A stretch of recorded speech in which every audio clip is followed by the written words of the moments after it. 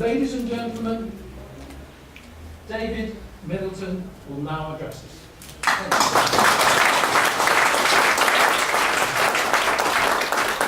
Thank you very much. A great pleasure to once again be addressing the Bruges Group. It's always a bit of a struggle to think of something new to say. The first thing I want to say is that, of course, the EU referendum was a political choice, not an economic one. So a lot of nonsense about economics talked. It doesn't really matter, in my opinion. But now what we need to do is make sure that Brexit really does mean Brexit, implying to me at least half a dozen things. One, complete withdrawal from the EU customs union. Two, freedom to do our own UK trade deals with other countries. Three, replacing the common agricultural policy and the common fisheries policy. Four, freedom to control our own borders and immigration as we see fit. Five, escaping from the jurisdiction of the European Court of Justice. And six, restoring the sovereignty of our own UK Parliament. I don't think that's very controversial. I think most of us in this room will know that's really what the referendum was about. Following the Brexit vote, the chairman mentioned my huge student body of fans. Two of my former students have been prominent in the debate.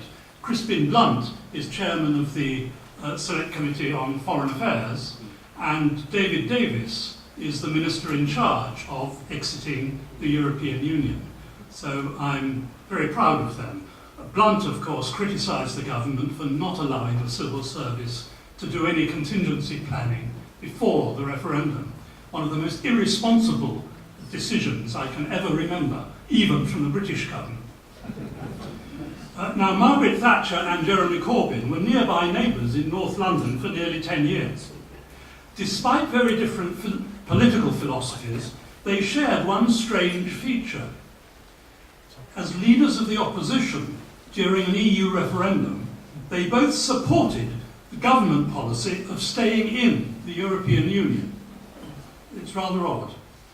And in recent years, nearly all our political elite and every living former Prime Minister and every living former Deputy Prime Minister has been on the same side, acting as if British independence was their personal property to give away to foreigners. Public hostility to the UK's EU membership has been growing, in my view, for 20 or 30 years, but our system of government failed properly to reflect it.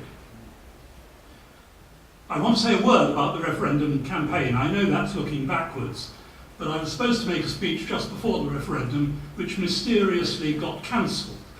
It's about the fourth debate I was supposed to have with a government minister in my lifetime, none of which has ever actually taken place. In his negotiations earlier this year, David Cameron asked EU leaders for very little and got even less. As Jacob Rees-Mogg said, pretty thin gruel. Rees-Mogg is one of the heroes, by the way, of the referendum campaign. But that convinced most people that Cameron wasn't serious about the fundamental reform that he had called for in his Bloomberg speech in 2013. And it reminded us that most leaders of the European Union are hopelessly complacent and inflexible. Unlike Harold Wilson in 1975, many of us in this room, I'm sure, remember that well, Cameron was by no means above the fray. He chose to hold the vote 18 months before his own self-imposed deadline at the end of 2017. And during the campaign, of course, he made exaggerated claims that leaving the EU might wreck the British economy. I was struck by one rather surprising omission. The Office for Budget Responsibility was set up in 2010 because governments of both parties had been unable to resist the temptation to tell lies about the British economy. But in the referendum campaign, the OBR was nowhere to be seen. It was conspicuous by its absence.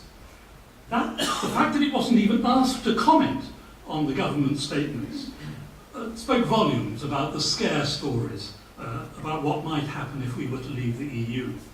There's not much point having a body to provide credibility for government statements if you don't let it come into action. Adam Smith said there's a great deal of ruin in a nation And I take that to mean don't panic. Very sensible advice. But this advice was ignored by the then Prime Minister, by the then Chancellor of the Exchequer, and by the then, and somehow still there, Governor of the Bank of England. Their duty was to keep calm, but all three behaved like hysterical schoolgirls. Michael Gove had a good point about experts. Lord Salisbury had said much the same thing in 1877. Most mainstream economists, including the IMF and the Bank of England, have a truly dreadful forecasting record. Half a dozen recent examples. The 1981 budget and the 364 economists, leaving the ERM in 1992, the hoo-ha in 1998 about joining the euro, the failure to foresee the 2008 financial crash, the government's 2010 plan, so-called, to clear its deficit within 5 years, and Project Fear earlier this year. On each occasion, so-called mainstream economists got their predictions completely wrong. The only Prime Minister to come out of all these occasions with any credit was Margaret Thatcher in 1981. All the other Prime Ministers got it wrong. I want to make two predictions. One, I think history will give David Cameron a great deal of credit for regaining our political independence from the EU, despite, of course, his big part in Remain losing. He was the one who decided to give us a referendum.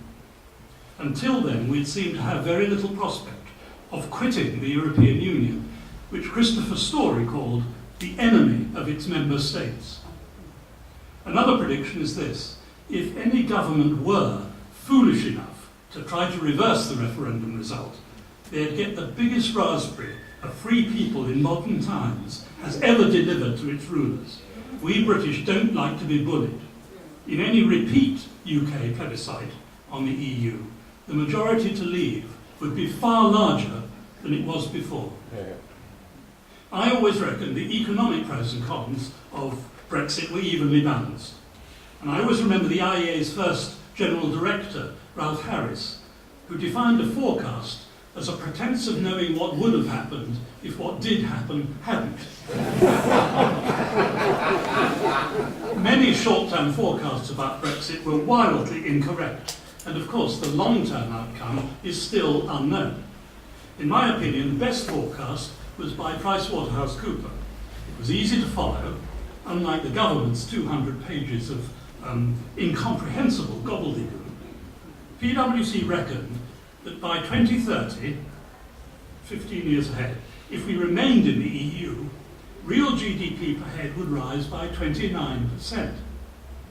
While if we left on WTO terms, real GDP per head would rise by 25%. Now, a difference in growth of 0.25% a year, 15 years into the unknowable future, really is no big deal. And I'm grateful for the plug for my latest book, Margins of Error in Accounting, which kind of makes the same point. Do be sensible when you're talking about numbers. By the way, the publishers chose to charge £65 a copy for that book, which is one explanation in my mind why sales have been disappointing. So far. A recent book about Edward Heath, very good book I thought, compared his attitude towards EU expansion with Margaret Thatcher's. The sceptics, including Thatcher, wanted to widen the EU. They believed that would entrench democratic values in newly free nations and slow down moves towards greater and closer integration. But Heath always saw the EU as an ever closer union of a small number of nations with similar living standards, which of course is how it started. Neither Heath nor Thatcher ever supported both widening and deepening, which for more than 10 years has been destabilising Europe so badly. But in all the excitement about Brexit, we need to keep our eyes on the big picture. Of course the United Kingdom can prosper as an independent country once again. I take that for granted. But the real problem is the European Union itself. Can it survive, let alone prosper, without fundamental reform? I believe not. David Hume noted that developed countries often looked at their neighbours' commercial progress with a suspicious eye. wrongly assuming that one gained at the other expense, the zero-sum game assumption. But Hume said the increase of riches and commerce in any one nation, instead of hurting, commonly promotes the riches and commerce of all of its neighbours. As a British subject, he said, I pray for the flourishing commerce of Germany, Spain, Italy, and even France itself. He expressed that view over 250 years ago in the middle of the 7 Years' War, a great example for all of us who believe in free trade. It hardly needs saying that it's very much in the UK's own best interests for all 27 other countries in the European Union to succeed in future, even France. That's why the rump European Union urgently needs radical political reform. And I want to say a word about what form that might take. Between 1971 and 2005, Professor Walter Reed and I authored 8 editions of a textbook called The Meaning of Company Accounts, and I'm pretty sure Lindsay Jenkins has a much thumbed copy on her shelf somewhere. Here's the gist of an EU proposal we two humble, retired professors of accounting have been developing together since the beginning of this year.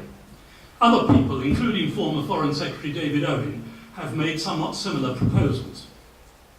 First, the UK should get together with other countries, members of the EU but outside the Eurozone, who deplore the EU's democratic deficit as much as we do. Together, we should seek to establish a grouping, perhaps called the European Democratic Union, or EDU. It should be a separate free trade grouping outside the EU customs union, but in parallel with it. Second, some EU members currently inside the Eurozone, where there's huge public dissatisfaction with the euro, might be interested in joining this new free trade grouping, even if that meant leaving the EU. That could enable them once again to have their own national currencies and regain economic flexibility.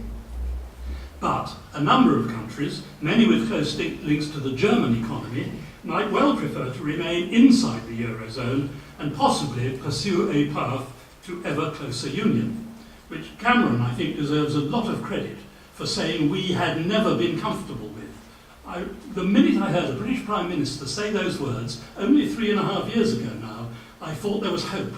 For the first time in 30 years, I thought there's hope. We tend to think of European Union member states as being split between those in the Eurozone and those outside. But other important divisions exist too.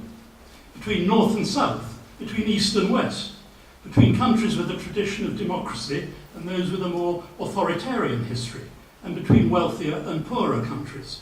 Any new setup needs to allow for these important differences, which the present setup, of course, obviously doesn't. Candidates for joining EDU, apart from the UK, might include Denmark and Sweden, from outside the Eurozone, Ireland and the Netherlands, from inside, and perhaps Norway and Switzerland, who aren't even members of the EU, and maybe others too. That could allow free trade between all the countries across Europe without the much resented political drawbacks of the European Union in its current form. And if we could make sensible arrangements for temporary work permits for people from Eastern European countries, the Visegrad Group too, that's the Czech Republic, Hungary, Poland and Slovakia, they might be interested in a way of escaping from ever closer union. And of course, Ireland leaving the EU could solve one specific problem likely to be caused by Brexit. Now, as we negotiate the terms on which we leave, of course it's important to keep, or to try to keep, the discussions friendly. We wish our friends and neighbours and allies well, and we hope they wish us well too. Trade is a positive sum game which normally benefits both parties. So of course we're more than happy to continue to trade with other European countries as we've done for hundreds of years. We just don't want to be ruled by them. And the government's quite right to take its time before triggering Article 50. Let's remember it's never actually been used so far, and we might even want to modify its terms. The EU is very good at being flexible in interpreting its own laws. I hope we could complete the formal process of leaving in less than 2 years, if only it weren't for the EU itself. But we know the EU's hopeless at such things, as shown by its pathetic record of failing to make trade deals. In principle, it does make good sense, as the Prime Minister was saying the other day, to adopt practically all existing EU laws into British law, and then, once we've taken back control, take as much time as we need deciding what to drop, what to keep, and what to amend. And we need be in no great hurry to complete that process.